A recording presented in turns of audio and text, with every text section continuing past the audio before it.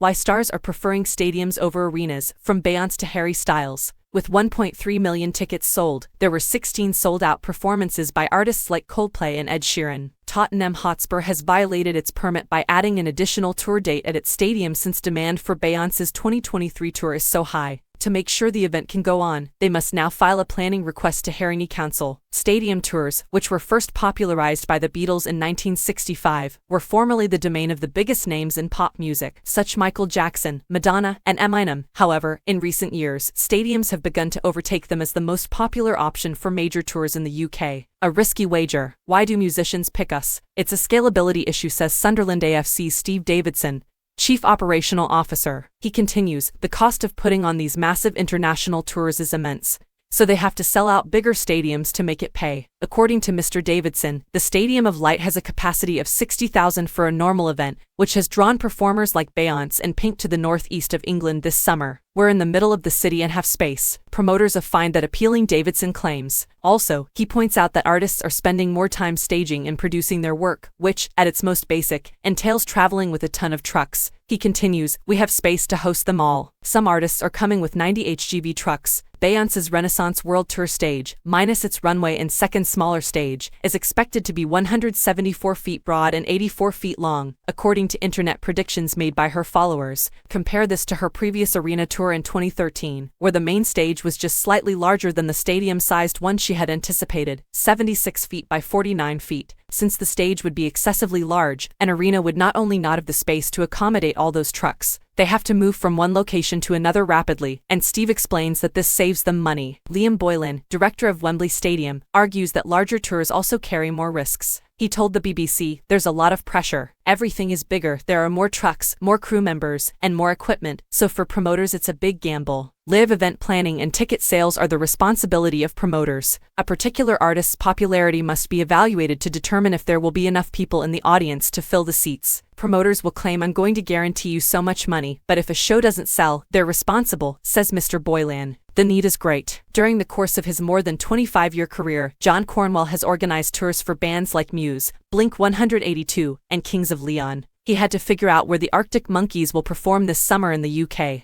They embark on a full stadium tour. 3 towns and cities without arena facilities will host the Glastonbury headliners: Ashton Gate Stadium of Bristol City, Carrow Road Stadium of Norwich City, and Riverside Stadium of Middlesbrough FC. More than simply Sheffield, London, and Manchester, he continues, we wanted as many fans to be able to see the band and take the tour to as many places of the country. The production teams of musicians, he continues, have greater latitude while working in stadiums since they can create the staging and acoustics to achieve the best possible experience for fans in each location. According to the unique acoustics of each location, the positioning of sound systems, for example, can be customized. However, the biggest disadvantage of stadium tours is the limited amount of performance time available to artists. The principal event at the venues, sport, must go on uninterrupted by concerts. It's difficult to schedule because they destroy a football field, according to Mr. Boylan. He claims that although Beyoncé's team desired Wembley, her planned tour dates conflicted with the FA Cup. Those that are conducting stadium tours typically are doing a globe tour, so their manager and agency have a large jigsaw piece to put together. To accommodate more touring musicians, his team came up with the idea of increasing the number of concerts that can be held annually from 16 to 24. A select few acts are filling stadiums, including Harry Styles. Although Steve Davidson claims there are no signs of stadium tours slowing down,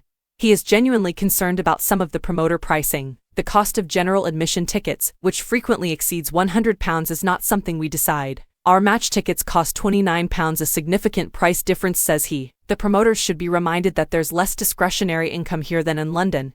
He continues, even though events significantly increase local business. According to Mr. Boylan, the cost of renting Wembley Stadium has increased due to rising energy expenses, and customers may be left footing the tab. As a venue owner, you are concerned about disposable cash and you don't want to outprice them.